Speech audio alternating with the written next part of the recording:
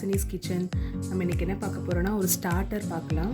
So ஒரு mixed rice, அதாவது ஒரு புலாவ் செய்கிறீங்க, ஒரு பிரிஞ்சி செய்கிறீங்க அப்படின்னா, வெஜிடபிள் பிரிஞ்சி அந்த மாதிரி எதனா செய்கிறீங்கன்னா அதுக்கு சூப்பராக சூட் ஆகிற மாதிரி ஒரு கோபி மஞ்சூரியன் செய்ய போகிறோம். ஸோ இது கோபி மஞ்சூரியன், இதை காலிஃப்ளவர் மஞ்சூரியன் சொல்லுவோம். ஸோ நம்ம இது எப்படி செய்யணுன்றதை பார்க்கலாம். ஃபஸ்ட்டு அதுக்கு தேவையான இன்க்ரீடியன்ஸ் வந்து ஒரு சின்ன காலிஃப்ளவர் பூ எடுத்து ஃபுல்லாக க்ளீன் பண்ணிவிட்டு நல்லா சுடுதண்ணியில் போட்டு வாஷ் பண்ணி எடுத்து வச்சுருக்கேன்.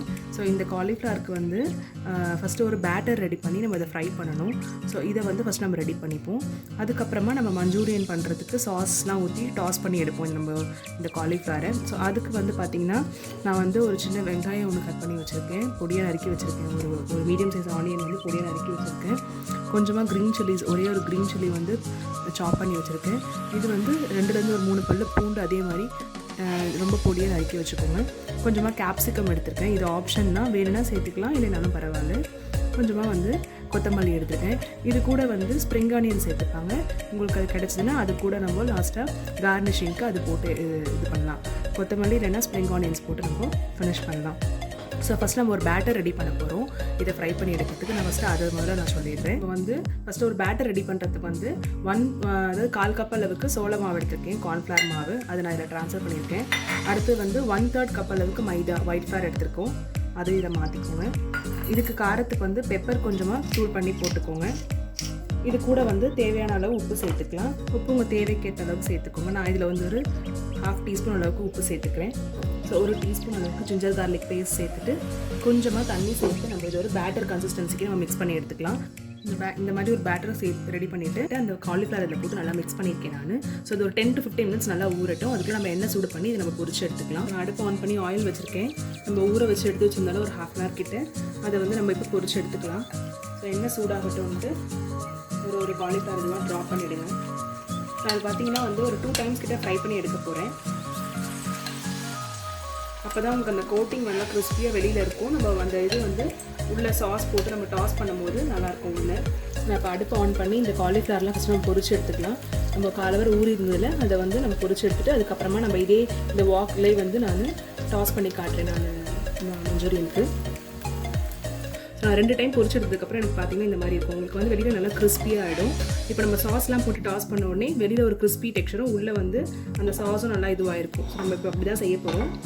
அடுப்பு ஆன் பண்ணி பேன் வச்சுருக்கேன். ஸோ இதில் வந்து நம்ம ஆல்ரெடி கட் பண்ணி வச்சுருந்தேன் ஃபஸ்ட்டு பூண்டு சேர்த்துக்கலாம். அதுக்கப்புறம் நம்ம பொடியாக நறுக்கி வச்சுருந்தேன் பச்சை மிளகாய் சேர்த்துக்கலாம். அப்புறமா வெங்காயம் சேர்த்துக்கோங்க,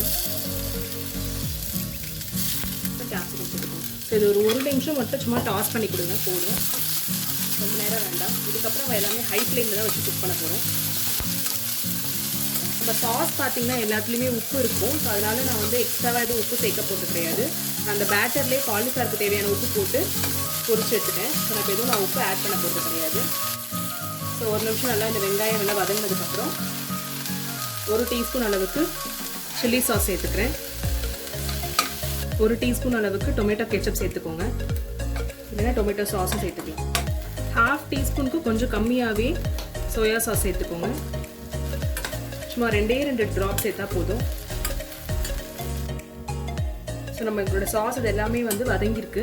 இந்த டைமில் வந்து ஒரு 1/4 கப் அளவுக்கு பார்த்தீங்கன்னா வந்து நான் வந்து மைதா வந்து கரைச்சி வச்சுருக்கேன். இதையுமே நான் இதோட சேர்க்க போகிறேன். ஸோ இது நல்லா தண்ணி கலந்துட்டு ரொம்ப லைட்டாகவே சேர்த்துக்கோங்க, தண்ணியாக கரைச்சி சேர்த்துக்கணும். இது எதுக்காகனா வந்து ஒரு பைண்டிங் நம்மளுடைய இந்த காலிஃப்ளவர் போடும் போது இது எல்லாமே வந்து நல்லா மிக்ஸ் ஆகி வரும். அதுக்காக தான் இந்த மாதிரி கார்ன் ஸ்டார்ச் இல்லைன்னா மைதா கரைச்சி சேர்த்துக்கிறது. நான் மைதா தான் கரைச்சி சேர்த்துருக்கேன். ஸோ ஒரே ஒரு டேபிள் ஸ்பூன் தண்ணி சேர்த்து லைட்டாக கொதிக்கும் போது நம்ம இந்த காலிஃப்ளவர் நம்ம பொரிச்சு இந்த காலிஃப்ளவர் இதில் ஆட் பண்ணி டாஸ் பண்ணிக்க வேண்டியதான். ஸோ இப்போ ஒரு நிமிஷம் கழிச்சு கொதிக்க ஆரம்பிச்சிருக்கு. இந்த மாதிரி நல்லா திக்காக உங்களுக்கு வர டைமில் நம்ம எடுத்து வச்சுருந்தோன்னே இந்த காலிஃப்ளவர் இதில் ஆட் பண்ணிக்கோங்க. அதுக்கப்புறம் நம்ம எல்லாமே ஒரு சேர மிக்ஸ் பண்ணி விட வேண்டியதான்.